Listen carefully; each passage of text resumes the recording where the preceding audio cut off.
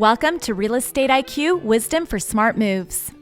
We will explore the insider secrets tailored exclusively for Silicon Valley home buyers, sellers, and investors, arming you to conquer the unique real estate landscape.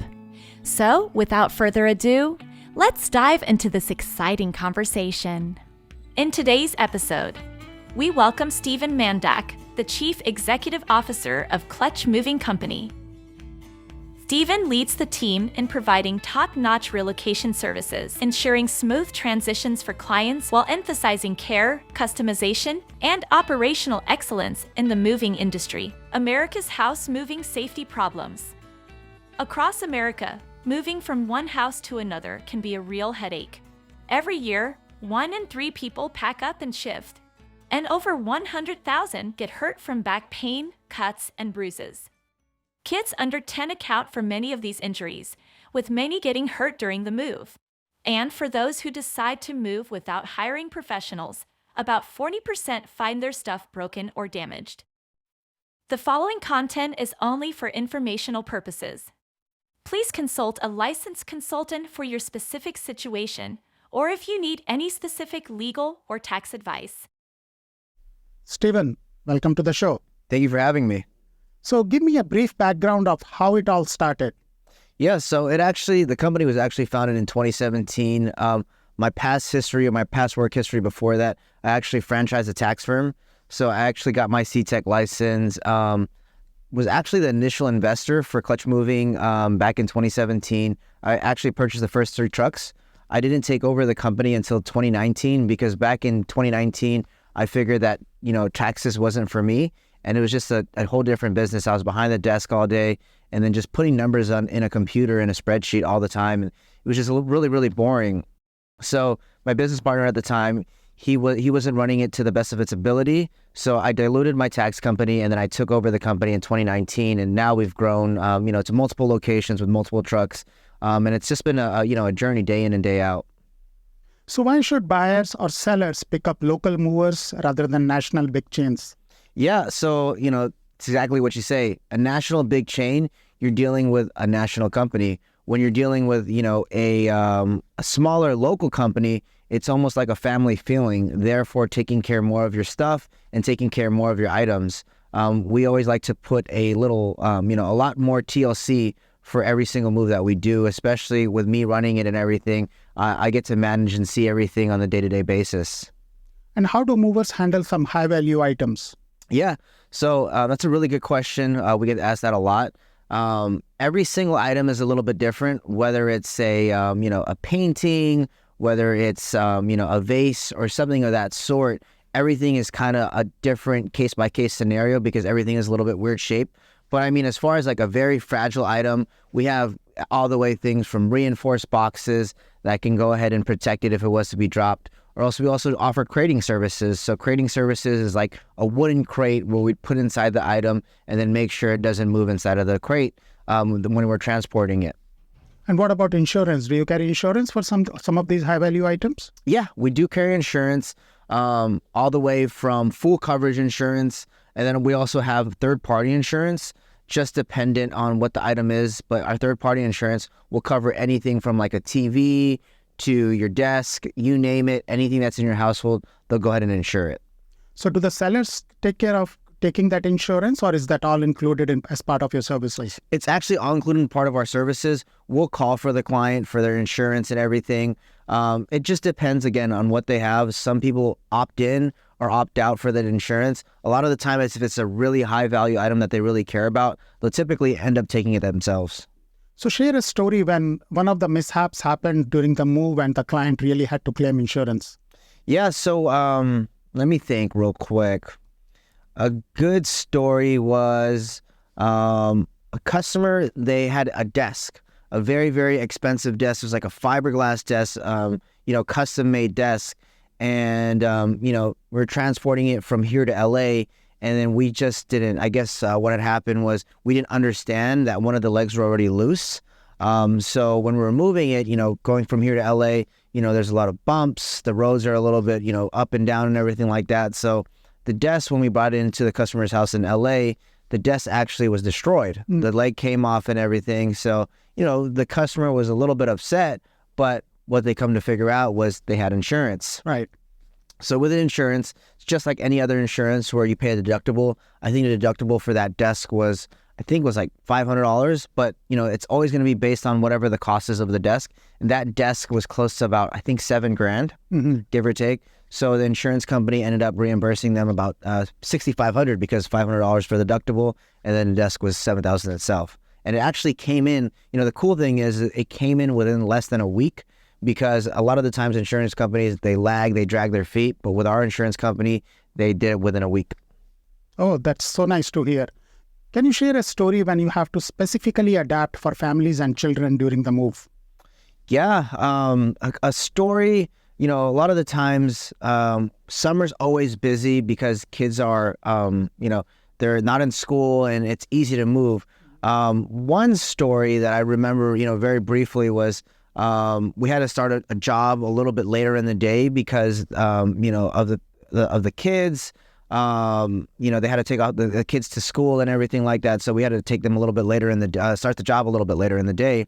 And then, we had to adapt because, they had to also take a break when they went to go pick up their kids as well, too. So that's when we took our lunch. We started the move, I think, at about 11 a.m. We typically start the move anywhere from 8:30 to 9:30. But since they had to take their kids to school, they had to get some things ready, clean up a little bit. They dropped their kids off, and then later when they had to pick up their kids, that's when we took our lunch. So we were very accommodating with them because they didn't have a babysitter or anything like that, and it's pretty hectic, right?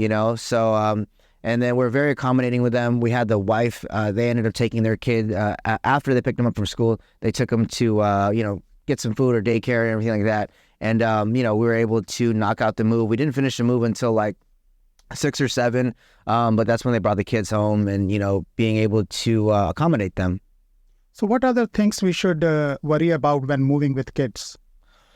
We always tell our customers to make sure to not have the kids in the way of moving the furniture. A lot of the times furniture is like super heavy, and, our guys are trying to do the best, move possible. And it's going to, it's a safety concern. Because if you were to drop the dresser or to drop it and there's someone in your way, they can be severely injured. Right. What about pets? Should there be any specific considerations made when moving with pets? Same thing that I would suggest as well too. Take out the pets beforehand. With dogs, any type of animals, they're running all over the place. We always advise our clients to, hey, either get a dog sitter, take it over to the new place, make sure that they're not there at the time of the move. Anything else the buyers or the sellers should worry about when moving with pets? I think I would say is that just make sure that the pets are what is it called? They are moved out of the way. A lot of the times, when you are moving pets and they are there, they get a little bit disoriented because they see a lot of things moving. They get really sad and anxious and everything like that, especially when they come to a new place and, they don't know, who that is, or, they move into a new house. They're not used to it. So, just make sure to be prepared for that. We've seen that many times. Get a guaranteed cash offer on your home from TradeMyHome.com, powered by Your Home Sold Guaranteed Realty. We provide upfront written offers at a price agreeable to you. Experience a guaranteed sell with a hassle-free, highest and best price sell within your time frame. Are you selling your home in the next 3 to 6 months? Text PAIR to 408-740-7400 for a free and no obligation professional equity appraisal report. For more information, visit TradeMyHome.com or call 408-740-7400. Remember, at TradeMyHome.com, your home is sold guaranteed or we'll buy it. And how do moving companies estimate weight and volume during a move? Yeah, so most moving companies, there's typically 2 ways to charge. Either it's a hourly rate or a flat rate. Now, with an hourly rate, it's pretty much what it sounds like. Everything is really based on how long the actual move takes.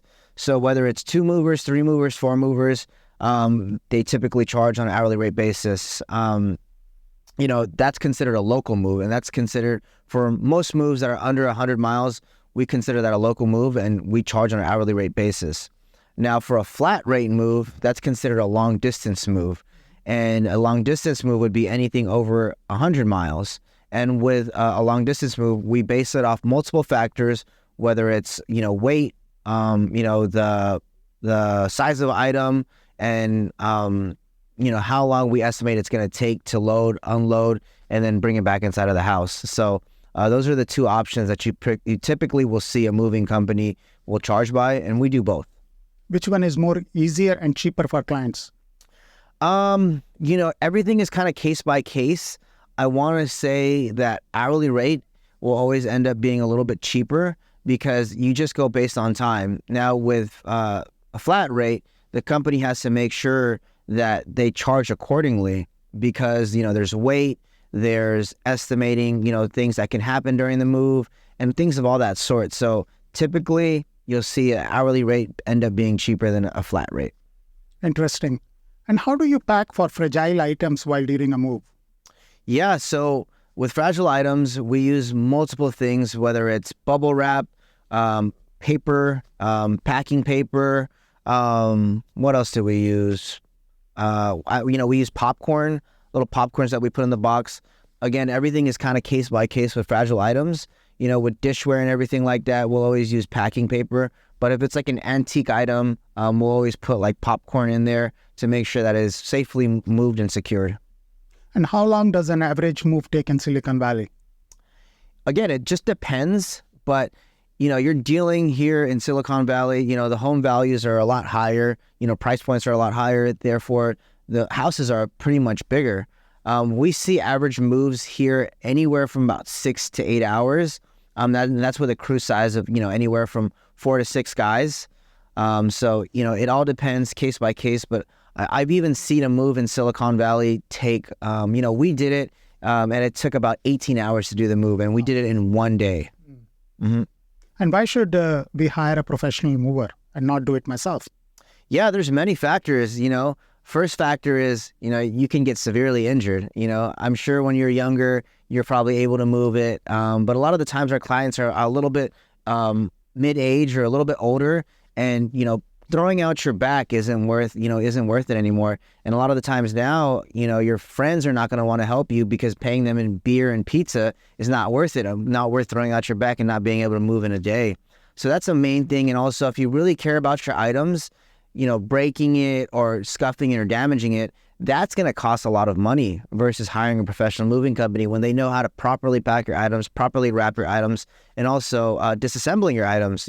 For me, I never really played Legos as a kid, and taking apart and putting it back together, it was just a whole lot for me, and I just would have no patience for it.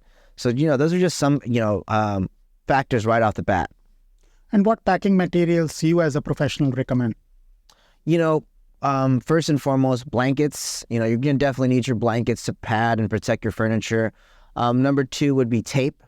You're always going to need tape, whether it's packing boxes, strapping on the pads onto the furniture, and then also shrink wrap. Shrink wrap pretty much is a secondary layer to protect your items as well, too. And what are some of the items which are not typically covered by your insurance? Yeah. So it'd be like high value items. So anything essentially that's over $100 per pound, and something like that to kind of put in comparison would be, jewelry. Jewelry is a very high price item. Electronics, like high-end electronics, that's not covered.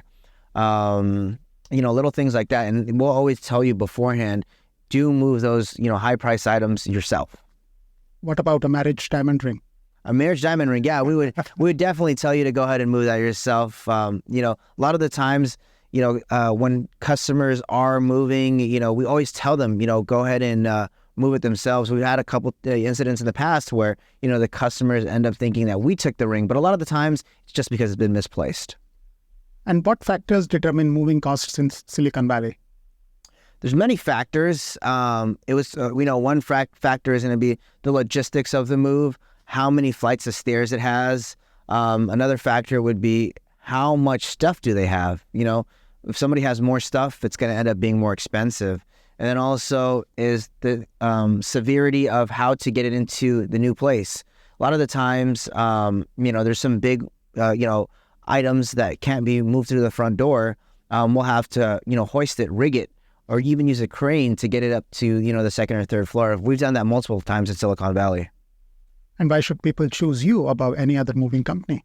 Yeah, so with that being said, we take great care of our clients. Our reviews speak for themselves. We make sure that the moving experience is, spot on from the very first time they call us to the time we leave their house. I don't know if you know this, but moving is considered to be the third most stressful thing in someone's lifetime because it comes along with so many things, so many other factors. So we make sure that experience is memorable. And then also we want to make sure that they remember us because moving, or the average person in the U.S. moves an average of 13 times in a lifetime. So therefore giving us repeat and referral, business, like almost a customer for life. Stephen, thank you so much for taking time to speak with us today. Let's stay in touch. Thank you. It's time for our trivia question to win prizes. This section is hosted by our AI host, Kay. Hi, this is Kay from TradeMyHome.com, powered by Your Home Sold Guaranteed Realty. Your home sold guaranteed, or we'll buy it. Here is our real estate trivia question. Which U.S. city is known for having the most haunted houses? And your options are New Orleans, Louisiana; Salem, Massachusetts; or San Francisco, California. Winners will get a $25 Amazon gift card and recognition in our next episode. Submit your entry on our website trademyhome.com/REIQ or by scanning the QR code on your screen. Only the top 3 correct answers will win. Thank you for listening to the podcast and acknowledging the wisdom of smart moves in real estate in Silicon Valley. Please share this episode with a friend, subscribe, and leave us a review on Apple Podcasts or wherever you listen to podcasts at Real Estate IQ. Thank you to our sponsor, TradeMyHome.com, for their client commitment and for making this podcast possible. If you're considering buying or selling a home, visit TradeMyHome.com. Until next time, remember to stay ahead in the real estate game.